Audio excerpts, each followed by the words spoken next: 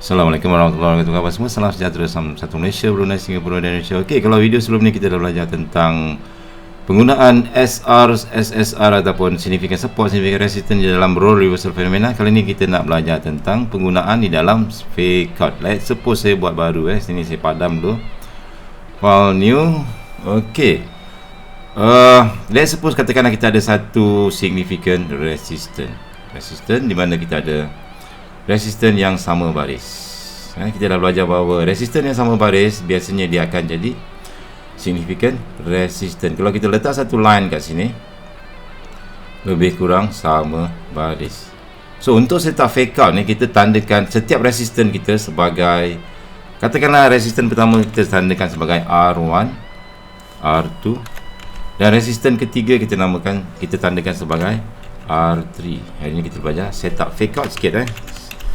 Okey, so di sini apabila berlakunya R1, R2, R3 sama baris, di sini ramai SNR trader yang akan sell sebab inilah setup triple top. Nama pattern ini kalau you trade SNR dipanggil triple top sebab dia mempunyai 3 top yang sama baris. Kalau 2 top yang sama baris dipanggil double top. So SNR trader ramai yang akan sell di kawasan sini. A lot of people sell, bukan kita saja tetapi satu dunia akan sell di kawasan resistance. So bila mereka sell, stop loss mereka akan letakkan di atas. SL mereka akan letak di atas. Oleh kerana mereka sell, maka katakanlah mereka sell, maka stop loss mereka akan menjadi buy stop. Okey, buy stop, which is kita akan belajar lebih detail nanti. Okay, not now.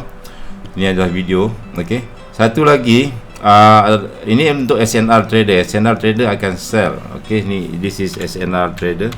Satu dunia SNR trader. And ada satu jenis lagi ialah breakout trader.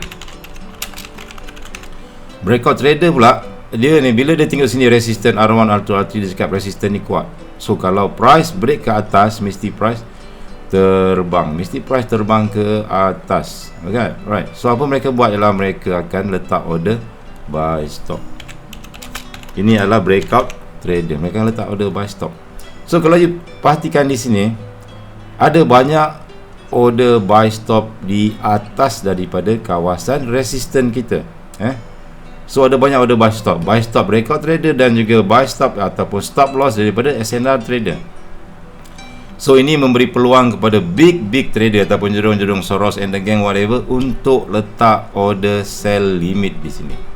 Mereka akan letak order sell limit sini untuk fillkan dia punya order sebab jerung-jerung ni, Soros and the gang semua, dia punya lot besar-besar. I mean, bila dia punya volume tu sangat besar, mereka perlukan banyak order something like this. Ini bahagian dipanggil liquidity. Kita akan belajar lebih detail tentang liquidity. So biasanya price akan naik ke atas laju and then akan turun bawah balik, fill order daripada big trader, and then price akan terjun ke bawah.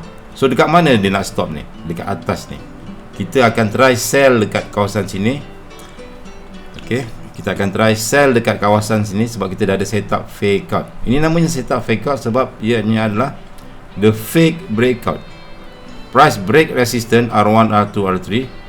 Dia buat breakout, tetapi dia fake.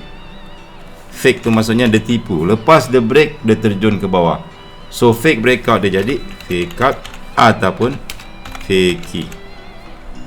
So inilah setup fake out, merangkap ramai retail trader macam kita. Okay, so bila price naik ke atas and then terjun ke bawah, so ramai yang kelang kabut. Right, so dekat mana kita nak entry sell? Entry sell kalau kita sebagai SND trader yang inform ataupun yang you dah belajar setup fake out, you boleh sell dekat atas ni. Sell dekat atas daripada kawasan R1, R2, R3 ni untuk ambil peluang sell di pucuk.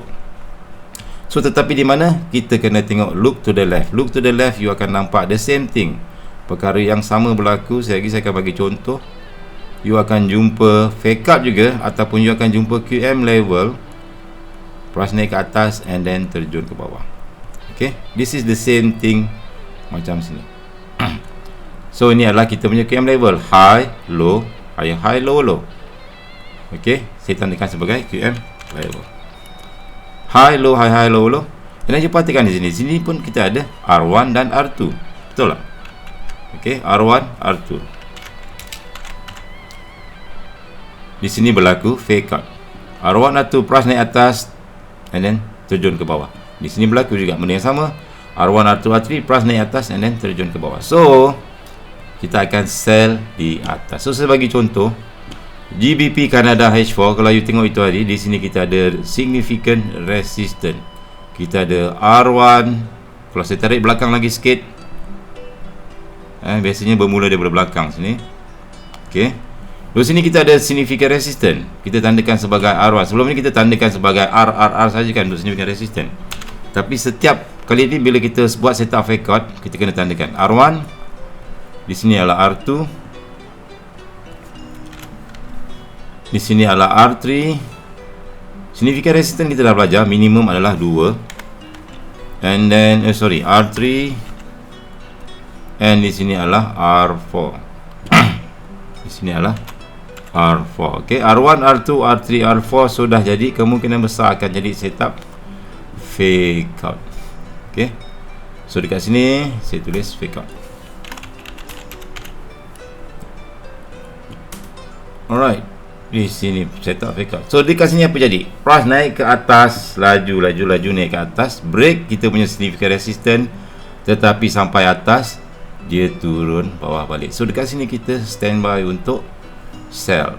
Kita akan sell. Ini peluang sell untuk kita. Di mana risiko sangat kecil. Okey, tetapi di mana kita nak sell dekat sini? Kita nak sell di sini, kena tengok belakang. Tengok belakang, wajib ada benda yang sama yang macam saya lukis tadi. Okey. So di sini kita ada R1, R2. Sama benda yang sama. Kita ada R1. Sorry. And then kita ada R2, kita ada significant resistance. Dalam ni yang tengah-tengah ni pun resistance juga. And then sini kita ada support. Kita ada support. So line tersebut adalah line SSR. Line yang saya tandakan sini, tempat pertemuan support resistance, kita tandakan sebagai SSR, iaitu significant support and resistance. Okey, significant support and resistance, cari satu line di mana ada resistance dan juga ada support bertemu. This is your support, and this is your resistance. So dekat situlah kita nak entry. And then ambil satu kotak daripada line SSR sampai shadow paling atas, kita tandakan kotak, sebab kita nak letak stop loss kita di atas kotak tersebut. Okey.